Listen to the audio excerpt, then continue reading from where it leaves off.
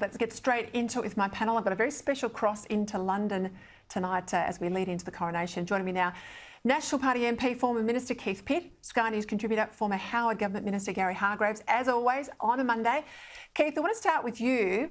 This announcement the other day from Linda Burney, I missed it at the time. Now I'm digging into it. She wants to do something about First Nations water. So she's talking about putting water rights back in the hands of Aboriginal Australians. This is before a voice, of course, and this is what happened in New Zealand. We know it's a disaster. Certainly farmers were up in arms about it. It means that, you know, non-Maori people can't use water for fishing or boating.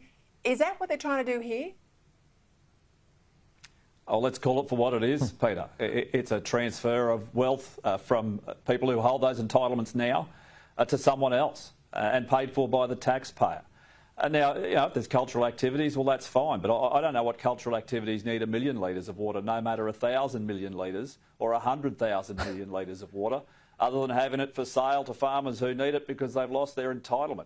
And as for the taxpayer paying for it, I mean, I did a quick bit of research. If you look at the government's transparency website, the Aboriginal Benefit Account in the Northern Territory currently holds almost $1.4 billion in cash deposits, term deposits at bank, and take about $350 million a year in royalties from the resources sector in the Northern Territory. That's just one area.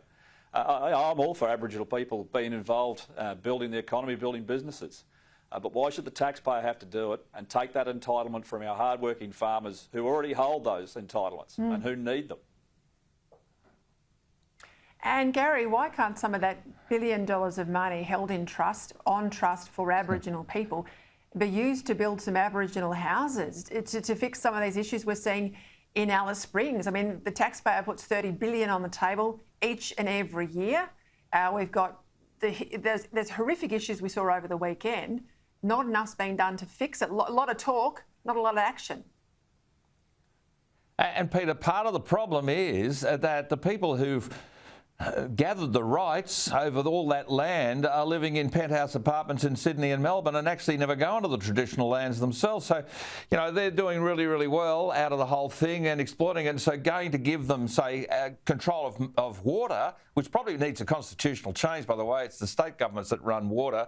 That's why we don't build any dams in this country. I mean, on every front, there's something fundamentally wrong with what is being done, creating more division, but elites are doing really, really well out of the current system, and they want to do even better out of the sort of constitutionally entrenched changes that are being talked about. And meanwhile, you've got those poor people in Alice Springs who can't go home at night. There's more violence on the streets everywhere you turn. People are not being treated as everybody else is treated. The lawyers, the police, everybody looks the other way because they look at skin colour and go, oh, well, you know, we're going to get into trouble for all of this. Until people are actually treated equally before the law yet again in this country, until we get to that stage, we're going to continue to have this division, this hurt. And frankly, Peter, all these public policy fails. And it suits the elites. You know, they're having a happy time. I know. Not a good look at all.